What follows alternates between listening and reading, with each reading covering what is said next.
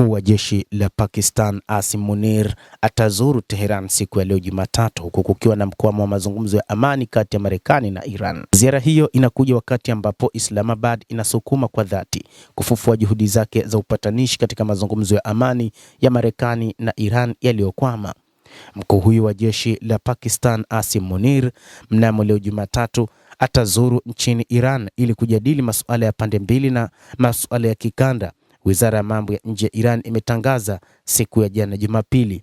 Pakistan hadi sasa haijatoa maoni yoyote kuhusu ziara ya Munir. Ziara hiyo inakuja wakati ambapo Islamabad inasukuma kwa dhati ili kufufua juhudi zake za upatanishi katika mazungumzo ya amani ya Marekani na Iran yaliyokwama. Makubaliano ya muda ya amani ambayo Pakistan ilitia saini kama mdhamini yalivunjwa mwezi uliopita, huku hali ya wasiwasi ikiongezeka katika eneo la Asia Magharibi, huku Marekani na Iran zikianzisha tena mashambulizi ya kijeshi.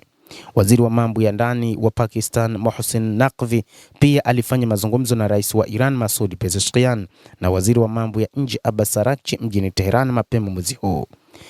Siku ya jana Jumapili, msemaji wa wizara ya mambo ya nje ya Iran Esmail Baghei aliwaambia waandishi wa habari kwamba Fidel Masha Munir ataandamana na ujumbe ambao utafanya mazungumzo ya ngazi ya juu na uongozi wa Iran.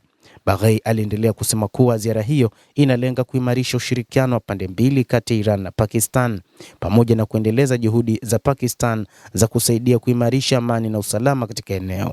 Hata hivyo, Pakistan hadi sasa haijazungumza ziara ya Munir huko Tehran. Ziara hiyo hata hivyo inachukuliwa kuwa ni ufuatiliaji wa mkataba wa maelewano uliokwama MOU uliotiwa saini mwezi Juni na Marekani na Iran, unaolenga kufungua dirisha la siku 60 kwa mazungumzo ya ngazi ya juu yenye lengo la kurejesha amani katika eneo la magharibi mwa Asia.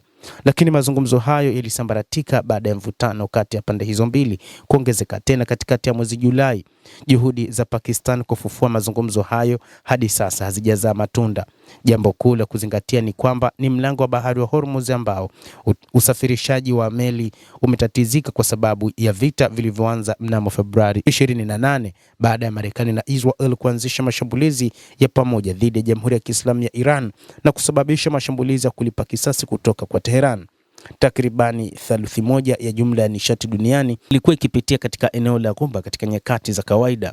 Rais wa Iran Masoud Pezeshkian mnamo Jumapili alizungumzia kuhusu MOU kama njia bora zaidi kwa nchi kusonga mbele zaidi ya kile alichokitaja kuwa hali ya si vita wala amani, huku kiongozi mpya mwenye msimamo mkali wa Baraza Kuu la Usalama la Taifa la Iran Mohsen Rezai akiwatishia majirani wa Tehran dhidi ya kujiunga na juhudi mpya za Marekani za kuumiza uchumi wa Iran na ulimwengu kwa ujumla.